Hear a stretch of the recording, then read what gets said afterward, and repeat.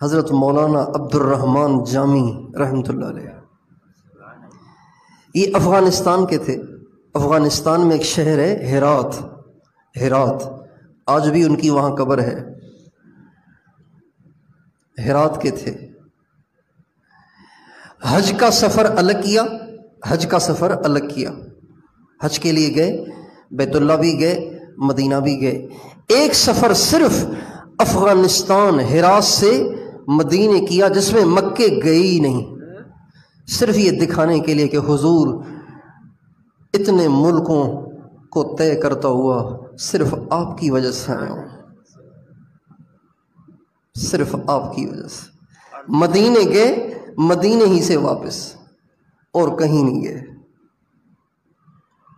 آپ علیہ السلام کی زیارت ہوئی ایک دفعہ، تو جب صبح ہوئی تو اور کوئی مزہ چکھا نہ ہو نا تو اس کی تڑپ اور طلب کم ہوتی ہے۔ ایک دفعہ چکھ لیا جائے تو پھر اس کی طلب بڑھ جاتی ہے۔ تو جب آپ علیہ السلام کی زیارت ہوئی تو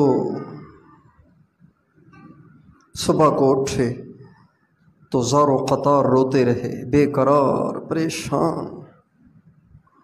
اسی پریشانی میں یہ اشعار کہے: نسیمہ جانب بطحا گزر کن، ز احوالم محمد را خبر کن،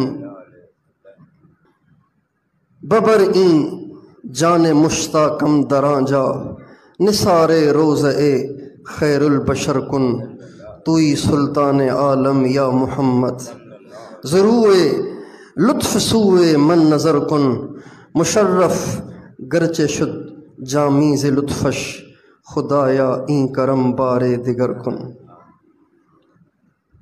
اے صبح صبح چلنے والی ٹھنڈی ہوا، تیرا حجاز مقدس کو بھی تو گزر ہوگا نا، ٹھنڈی ہوا صبح دنیا میں ہر جگہ چلتی ہے، تو اے صبح صبح چلنے والی ٹھنڈی ہوا، جب تیرا بطحا سے گزر ہو نا تو جامی کے حالات محمد کو ضرور سنانا، بتانا کہ جامی بہت بے قرار ہے، بہت پریشان ہے، عشق سے مرا جا رہا ہے، اور اے نسیم، اے ٹھنڈی ہوا، ایسے کر میرے اس جسم کے ٹکڑے ٹکڑے کر کے اس کو اپنے ساتھ جھونکوں میں لے جا، اور جا کے حضور کے روضے کے آس پاس مجھے نچھاور کر دے، اور یہ بھی جا کے کہنا: اے دنیا کے بادشاہ، اے محمد، ایک دفعہ مہربانی کی نظر اس گنہگار جامی کی طرف اور کر لے، اگرچہ جامی تیری مہربانی سے مشرف ہو چکا ہے، لیکن اے اللہ یہ مہربانی ایک دفعہ پھر کر دینا۔ کیسے عاشق تھے حضرت شیخ نے فضائل درود شریف میں حضرت مولانا جامی رحمۃ اللہ علیہ کا ایک قصیدہ لکھا ہے، جس کے بارے میں فرماتے ہیں کہ جب یہ قصیدہ انہوں نے لکھا تو انہوں نے یہ طے کیا کہ اس کو میں نے جا کے حضور کے روضے پہ پڑھنا ہے، حضور کو سنانا ہے، حضور کو سنانا ہے۔ چنانچہ یہ قصیدہ لے کر رخت سفر باندھا اور افغانستان سے افغانستان سے ایران، ایران سے عراق، عراق سے شام، شام سے حجاز مقدس، اور اس کے بعد بھی سینکڑوں کلومیٹر آگے مدینہ اور مکہ معظمہ پہنچے تو مکے کے امیر کو آپ علیہ السلام کی زیارت ہوئی اور فرمایا: اس شکل کا ایک شخص ہے اس کو تلاش کرو. لوگ تھوڑے ہوتے تھے. اس شکل کا ایک شخص ہے، اس کو تلاش کرو، اس کو مدینے نہ آنے دو. امیر اٹھا، تلاش کرایا، مل گئے، پکڑ کے جیل میں ڈال دیا. دوبارہ رات ہوئی، آپ علیہ السلام کی دوبارہ زیارت ہوئی. کہا میں نے یہ تو نہیں کہا تھا کہ تم اسے جیل میں ڈال دو. آپ علیہ السلام کی زیارت ہوئی، فرمایا میں تو یہ نہیں کہا تھا کہ تم جیل میں ڈال دو. یہ کوئی مجرم تھوڑی ہے. اس نے ایک نعت کہی ہے، میری محبت میں کچھ اشعار لکھے ہیں، اور وہ ایسے اشعار ہیں، وہ اشعار ایسے عشق میں ڈوبے ہوئے ہیں کہ اگر اس نے آ کے میرے روزے پہ ان کو پڑھ لیا تو پھر لا محالہ قبر سے میرا ہاتھ باہر آ جائے گا مصافحے کے لیے، اور اس سے فتنے کا اندیشہ ہے، لہٰذا اس کو روکو. وہ اشعار مولانا زکریا صاحب رحمۃ اللہ علیہ نے فضائل درود شریف کے آخر میں لکھے ہیں. ز مہجور برآمد جان عالم، ترحم یا نبی اللہ ترحم.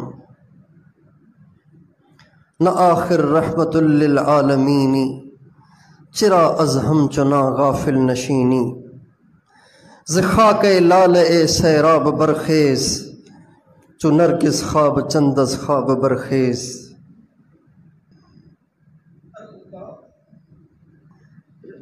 اے اللہ کے نبی، کائنات عالم کا ذرہ ذرہ آپ کی جدائی میں جاں بلب ہے، دم توڑ رہا ہے. اے رسول خدا نگاہ کرم فرمائیے، اے ختم المرسلین رحم فرمائیے. آپ یقیناً رحمت للعالمین ہیں. ہم حرمہ نصیبوں اور ناکامان قسمت سے آپ کیسے تغافل فرما سکتے ہیں؟ اے لال اے خوش رنگ، اپنی شادابی و سیرابی سے عالم کو مستفید فرمائیے، اور خواب نرگسی سے بیدار ہو کر ہم محتاجان ہدایت کے قلوب کو منور فرمائیے. اپنے سر مبارک کو یمنی چادروں کے کفن سے باہر نکالیے، کیونکہ آپ کا روح انور صبح زندگانی ہے.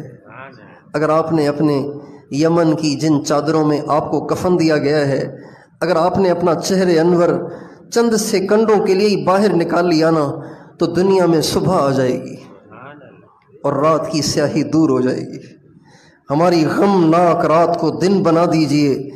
اپنے جمال جہاں آرا سے ہمارے دن کو فیروز مندی اور کامیابی عطا کر دیجئے.